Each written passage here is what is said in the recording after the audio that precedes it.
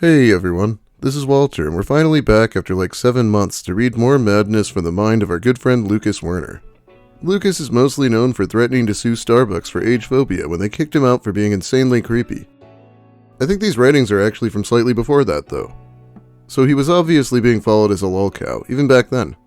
Anyway, let's get started with Conversationrage, the writing of Lucas Werner, Part 4. We're just going to launch straight back into this crap. It doesn't hurt your taxes. EBT contributes more to the economy than takes out of it, and disability benefits add trillions to the economy and generate billions of dollars per state every year.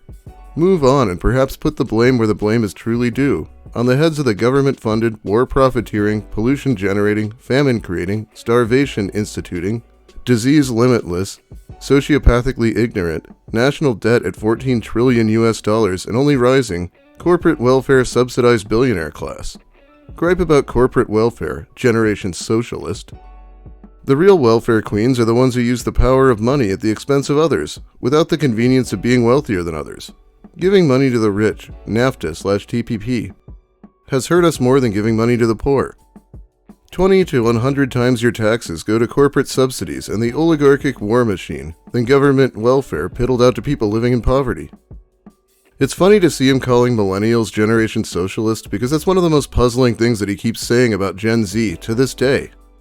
He didn't bother to learn anything about Gen Z, he just switched to using the exact same methods he used for millennials. So the next paragraph is a bunch of crap about the economy that I don't feel like reading, let alone narrating. You can pause to read it if you want, but let's skip to the next one here. Nothing. That's why it's called an oligarchy. Maybe you need to listen. We have been at war in the Middle East for 26 years in a row, 1990 to 2016. This is the longest war in U.S. history and the product of mass-scale mental illness, or at the very least mental illness with a contrived intent of manufacturing the descent of an even greater rift between the haves and have-nots on the planetary forum. Much like incest was used to hold power. Inbreeding leads to short telomeres, genetic abnormalities. Breeding with men over the age of 35 leads to longer telomeres, genetic benefits. Oh, yeah, now you're curious. Maybe this goes beyond money. Maybe this is because of inbreeding. Personally, millennials, I think Bernie lost the nomination because your boyfriend has more money than me and you still don't comprehend socialism, or why Republicans might make fun of liberals for this kind of elitist snob mentality.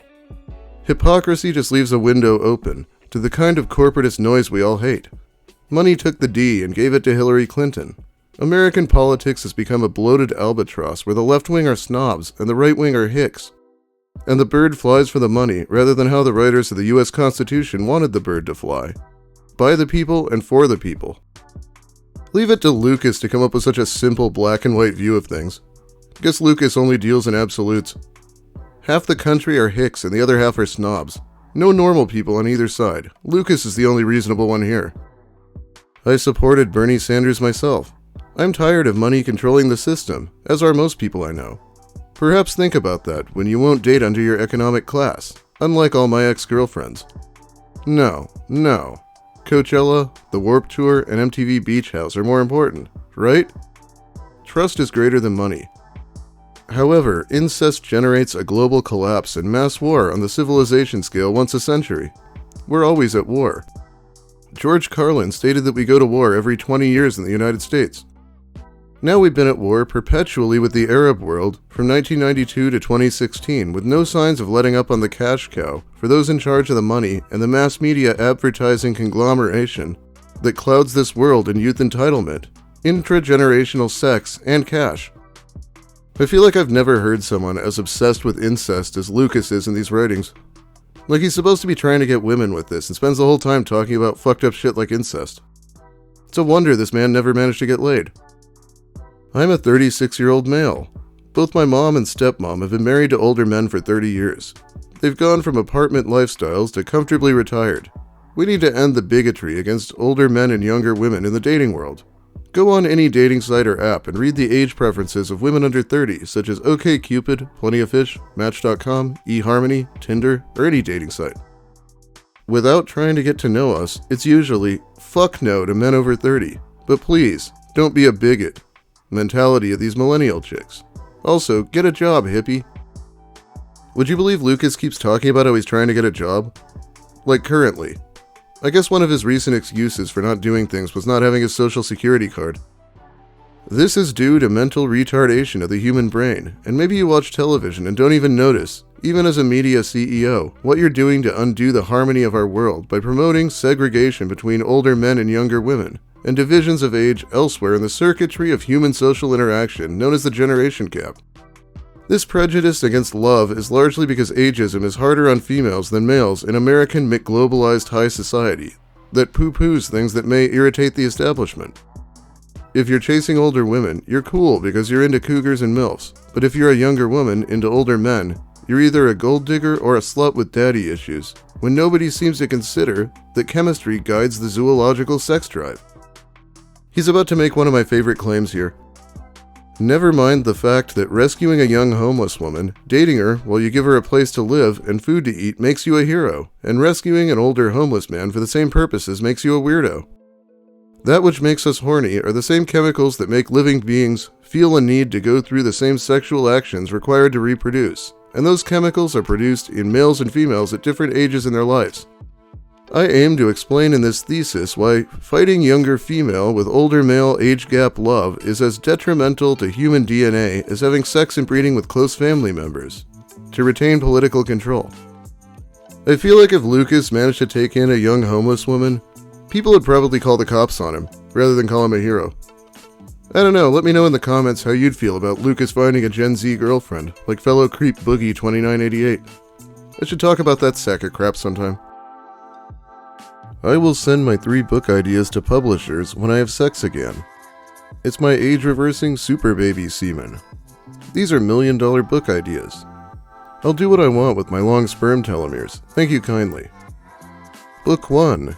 Intergenerational Integration. Part 1. Ageism, the Fibonacci argument against ageism. Part 2. Telomerance, the chemical argument for age gap love. Book 2. Warp propagation. Part 1. Temporal displacement theory. Part 2. Warp quantum tunneling. Book 3. Moral atheism. Part 1. The atheist that made our world. Part 2. What religion can do to help atheism. Old guys rule. Okay, so Lucas theoretically has information that will save the world, according to his own narrative, and he's holding it hostage until he gets laid. He wrote this shit like 7 years ago, and it still hasn't happened yet. Well, let's check out the next part. Human beings are the only animals on Earth where the heteronormative role is not younger female to older male, which is only due to bigotry generated by television. Much like racism in the past, we now suffer from a stigma against age. Watch any youth cultural biased programming channel, such as MTV. Clearly, we are a deluded species, for it is men over 35 and women under 26 that produce the top molecular propagation of the reproductive chemicals necessary to make the fittest child, telomerase in sperm, progesterone in females, which also, in turn, are responsible for the sexual arousal needed to create offspring. So these are also the ages in which human beings are the most horny. Men over 35 are the most horny? What is his basis for that? I doubt it's true on average. The only thing standing in the way of intergenerational sex and dating becoming the majority human heteronormative and healthiest role is the billionaire class that controls mass media at the detriment of the world economy and the human genome. The main reason men and women at differing ages are attracted to one another is because women between the ages of 16 and 25 begin the stage of their highest molecular propagation of progesterone, called fertility, and men between 35 and 55 begin the stage of their highest propagation of telomerase, called longevity.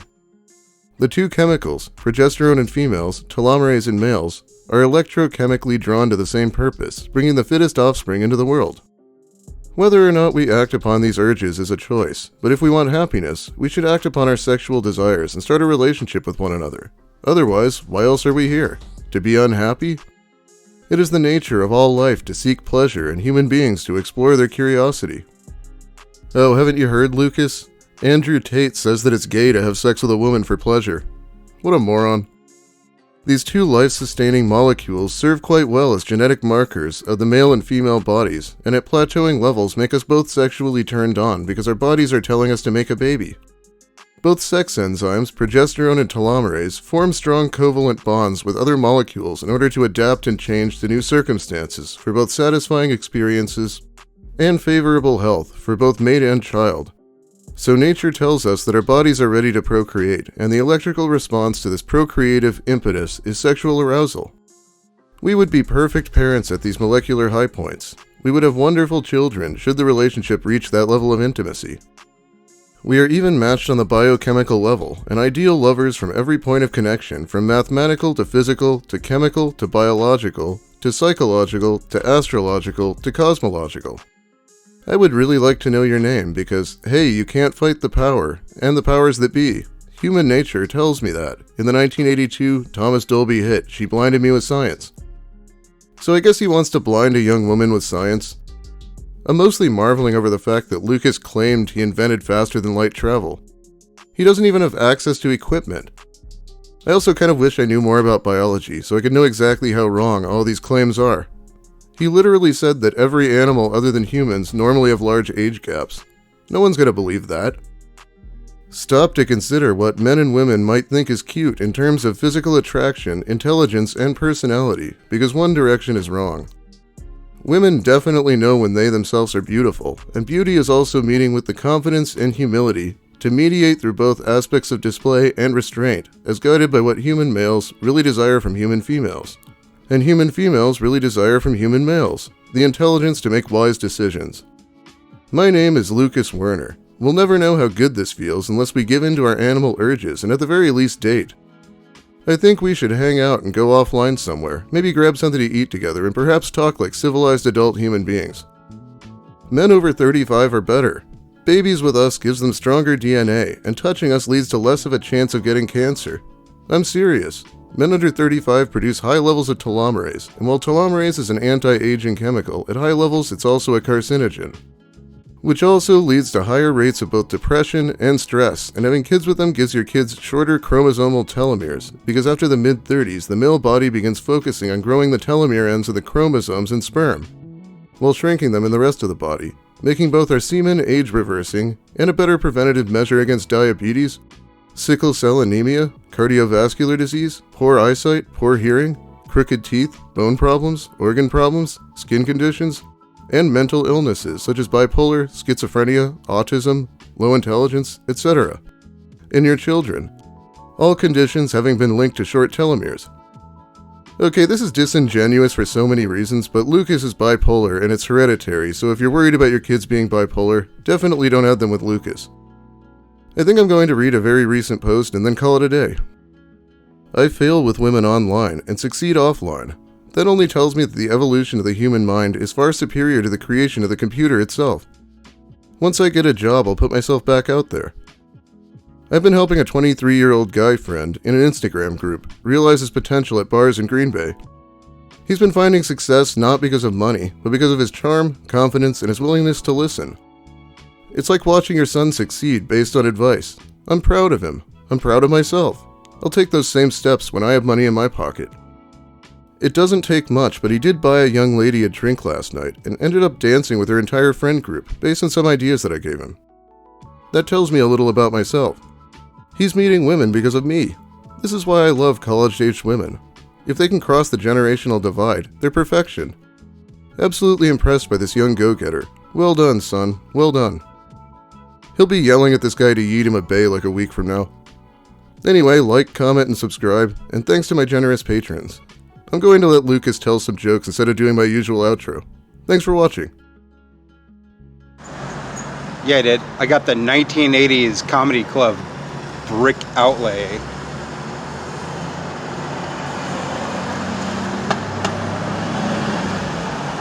Why does Santa Claus have such a big sack? Because he only comes once a year. What's the difference between 365 used condoms and a tire? One's a good year and one's a great year. What's the difference between a hooker and a drug dealer? A hooker just washes her crack and resells it.